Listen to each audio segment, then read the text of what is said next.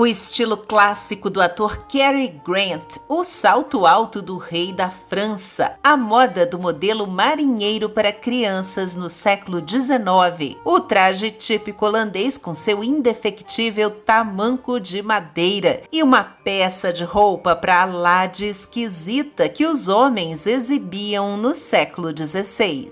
Olá, amigos da história! Como o vestuário masculino foi influenciado pelas tendências de cada época. Para começar, no passado, itens considerados mais femininos hoje, como vestido, meia calça, roupas cor-de-rosa e salmão, sapatos extravagantes, bolsas, acessórios, rendas, babados, laços de fita, tudo isso já fez parte do guarda-roupa deles. Desde a antiguidade, aquilo que um homem vestia muitas vezes servia para comunicar algo, como poder, status, riqueza, bravura e por aí vai. Por exemplo, um símbolo de masculinidade que esteve no auge entre os anos 1540 e 1590 na Europa foi essa espécie de suporte usado no meio das pernas para proteger a genitália. Para uma época em que ninguém ousava nem sequer falar o nome do órgão masculino em público, até que ele ficou bastante exposto aos olhos de todos. E deveria expressar virilidade, inflando o ego dos usuários dessa braguilha diferente, que quanto mais aparente e volumosa, melhor. Até mesmo as armaduras traziam essa peça, mas que também era considerada por muitos um insulto ultrajante mesmo, inclusive condenada por alguns religiosos, membros da igreja, tanto que essa moda não durou muito e logo passou, mas segue sendo repaginada aqui e ali, como nos uniformes dos super-heróis ou no visual dos metaleiros.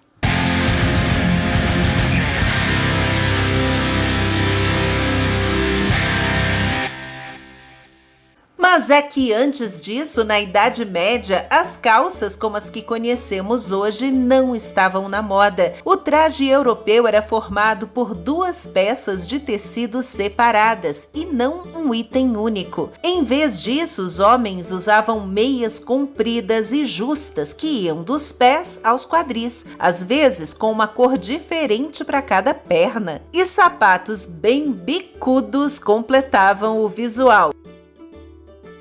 Pontas que podiam chegar a até 30 centímetros de comprimento. Também usavam uma espécie de casaco abotoado na frente, às vezes alcochoado para realçar o peito, além de mangas bufantes e gola alta. E por cima disso tudo podia ser usado um tipo de jaqueta ou túnica ajustada na cintura com um cinto ou um cordão. Algodão e linho eram mais usados para as roupas de baixo, as roupas íntimas. Os chapéus tinham várias formas e cores e eram feitos de diversos materiais, alguns adornados com penas de pássaros, por exemplo. Os cabelos podiam ser curtos ao estilo pajem ou compridos e encaracolados, com ou sem franja. E entre esses homens medievais, especialmente os mais jovens, era raro deixar a barba crescer. O Rei Sol e rei da moda, o sempre vaidoso, luxuoso e grande monarca absolutista da França, Luís XIV, não era tão grande assim. Dizem que media cerca de 1,60 m, mas depois que subia no salto e colocava uma das mais de 500 perucas que ele tinha, parecia muito mais alto e majestoso. Mas se a baixa estatura de Luís XIV acabou incluindo o salto alto na indumentária real do Castelo de Versalhes, quem levou a fama foi Luís XV, no reinado seguinte, que deu nome a um sapato largo na ponta e na base e afinado no meio. Além de alto, o salto também era vermelho, a cor da nobreza. A França lançou a tendência na Europa. Os saltos foram só aumentando e no século XVIII, os homens nobres já calçavam plataformas de até 70 centímetros de altura. os chamados chopines, e era preciso a ajuda de 2 criados para manter o equilíbrio em cima desses calçados. Somente os ricos tinham recursos para esse luxo. Quanto mais alto o salto, mais alta era a posição social. Só que os chopines eram usados bem mais por mulheres. A moda renascentista era mesmo extravagante, resultado da expansão econômica de uma sociedade que se exibia, uma exuberância decorativa. Para os homens, colãs de veludo, casacos curtos ou compridos, coletes, calções, cinturas justas, ora mais altas, ora mais baixas, muitos detalhes, bolsos, meias, fendas, dobras, botões, metros de fita, mangas, bordados, punhos, babados, lenços, laços, perucas, chapéus, espadas e joias. A moda masculina também era política. Na Revolução Francesa, foram os pobres que vestiam calças compridas de algodão grosseiro, aqueles que ajudaram a derrubar a monarquia, liderando as manifestações nas ruas, que eram chamados pelos aristocratas de sans-culotte, os sem calções, pois o culotte era uma espécie de calção justo, apertado na altura dos joelhos, que era mais usado pelos nobres. A moda masculina era também romântica, no período em que os homens adoeciam e até tiravam a própria vida por amor, a exemplo do jovem Werther, personagem da obra do escritor alemão Goethe, lançado em 1774. A roupa usada pelo protagonista do livro, um casaco azul e o colete amarelo combinando com as calças, virou uma febre entre os homens na Europa a partir daquele ano. No século XVIII, a moda para homens ainda tinha muita influência ornamental da corte francesa, com tecidos fortemente bordados, como veludo, calças até o joelho e meias. Mas no século XIX, tudo isso é substituído por calças compridas usadas com botas e um casaco, sem muitos enfeites. O traje militar mais sóbrio também estava em alta. Toda a silhueta e o esquema de cores se tornam mais suaves, lançando as bases para o terno moderno, como conhecemos hoje. A vestimenta clássica masculina passa a ser um casaco preto que lembra os sobretudos, com chapéus altos do tipo cartola ou chapéus baixos. Com o passar do tempo variavam detalhes como comprimento, largura da lapela, o ponto de abotoar, o tipo de tecido, se o modelo era trespassado com ou sem caudas, cortes mais justos ou não e as combinações. E no Oriente, qual era a moda masculina? A julgar por algumas fotos com mais de 100 anos, até o século XIX e início do século XX, pouca coisa havia mudado nos trajes típicos de alguns países. Havia roupas realmente deslumbrantes, feitas de tecidos como brocado, veludo, cetim, seda, tafetá e caxemira.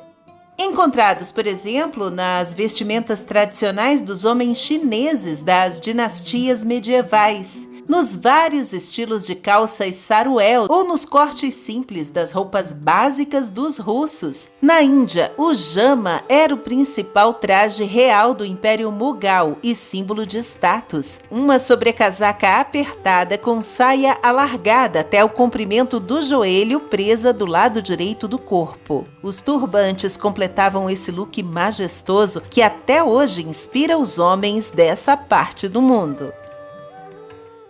O mesmo ocorrendo com alguns trajes africanos tradicionais que antes eram exclusivamente para um público mais abastado, da elite, e encantavam até homens poderosos do Ocidente, como Napoleão, que vestiu essa capa comprida, vermelha e vistosa, inspirada no albornoz do norte da África, usado por ele na campanha militar no Egito, belíssimo e nada discreto. Ao longo dos anos, esse vestuário típico da África, como o agbadá, passou por modificações e foi se tornando mais popular, integrando também vários motivos tribais e influenciando o gosto masculino atualmente, colorido, criativo, leve e elegante. E tudo indica também que os longos cabelos claros com tranças ou não, às vezes raspados na parte de baixo da cabeça, a arte corporal nas diversas tatuagens, formavam a aparência real dos vikings, os homens nórdicos, retratados em antigas moedas, na tapeçaria de Bayeux ou esculpidos em madeira. Os escandinavos muito barbudos, homens rudes, de vida dura e curta, a maioria nem chegava aos 40 anos, mas que deixaram uma marca no imaginário e no visual masculino contemporâneo. Já o homem de saia escocês, Highlander, vestia, na verdade, um kilt, uma peça de roupa que se estabeleceu pelo fim do século XVI, especialmente nas terras altas da Escócia. Uma grande manta xadrez de lã, presa por um cinto que, da metade para cima, podia ser usada como uma capa dobrada sobre o ombro ou levantada sobre a cabeça como um capuz.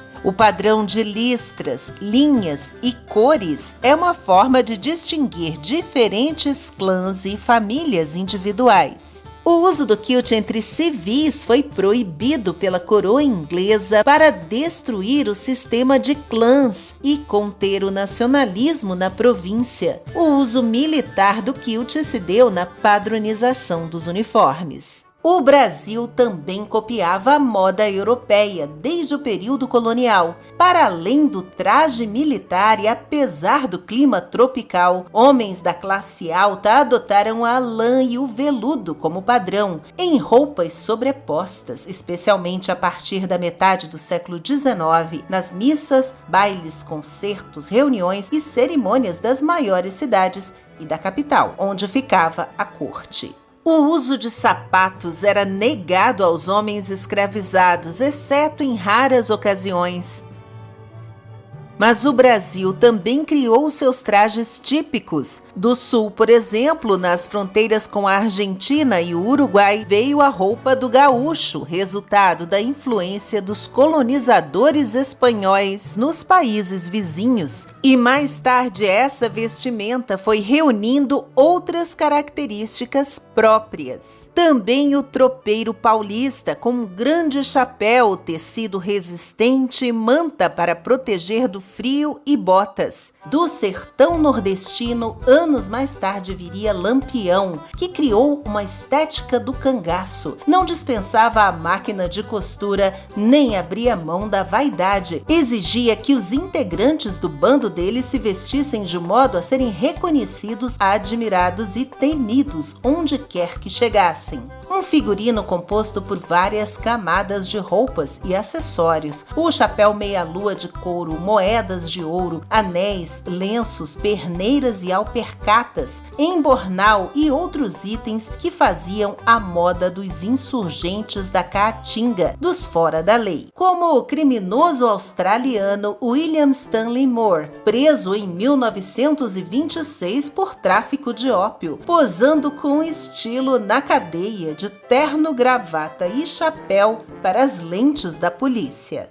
Outro tipo de homem que faz questão de impressionar pela aparência é o dandy, sempre chique, alinhado e um tanto afetado. Aquele homem de extremo bom gosto e senso estético, obcecado pela beleza, pela qualidade e pela classe. Tem horror a tudo que é vulgar. Geralmente é rico, bem de vida, se dedica ao lazer e ao luxo, buscando ser um perfeito cavalheiro. Os autores Oscar Wilde e Lord Byron são exemplos de dandies históricos. O século XX trouxe mudanças, mas nas primeiras décadas ainda predominaram as peças de alfaiataria. Nos anos 40 e 50, a moda masculina começa a ficar mais despojada e rebelde. Camiseta branca, jaquetas de couro, calças jeans e brilhantina nos cabelos.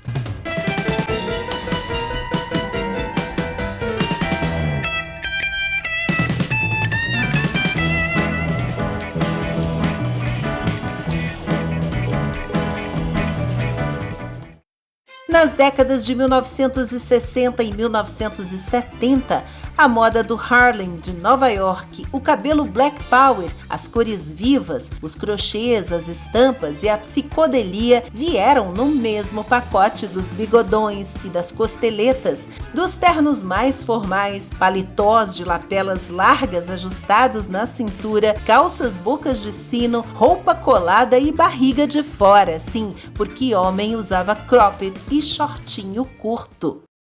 Aí vieram os anos 80 e apesar desse look estiloso do Harrison Ford no início da década, o micro short continuou tendência.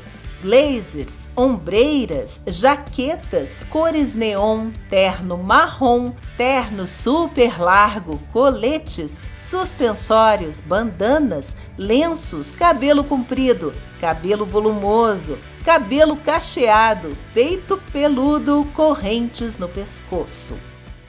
Nos anos 90 apareceram uns cabelos quadrados e também uns cabelos lisos partidos ao meio, mas a década foi marcada pelo estilo grunge básico, camisa de flanela, camiseta por baixo, calça jeans e tênis all-star. No começo dos anos 2000 fez sucesso o cabelo estilo emo gótico liso repicado com franja e maquiagem. A essa altura, a depilação para os homens já havia deixado de ser um tabu. A moda masculina começa a ficar mais casual, em busca de conforto e de simplicidade, nas camisetas com estampas divertidas e nas bermudas. Ao fim da primeira década do século XXI, o homem vai experimentando, descobrindo seu estilo, cada um com seu gosto.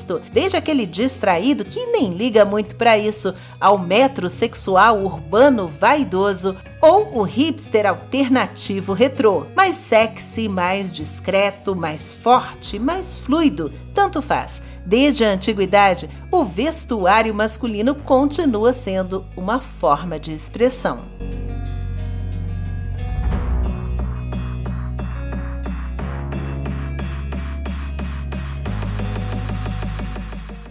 Muito obrigada por assistir, prestigiar o canal com seu like e se inscrever para conferir outras novidades, outras curiosidades como esta. E até a próxima com uma história a mais. The past is where it stays, way back a year ago.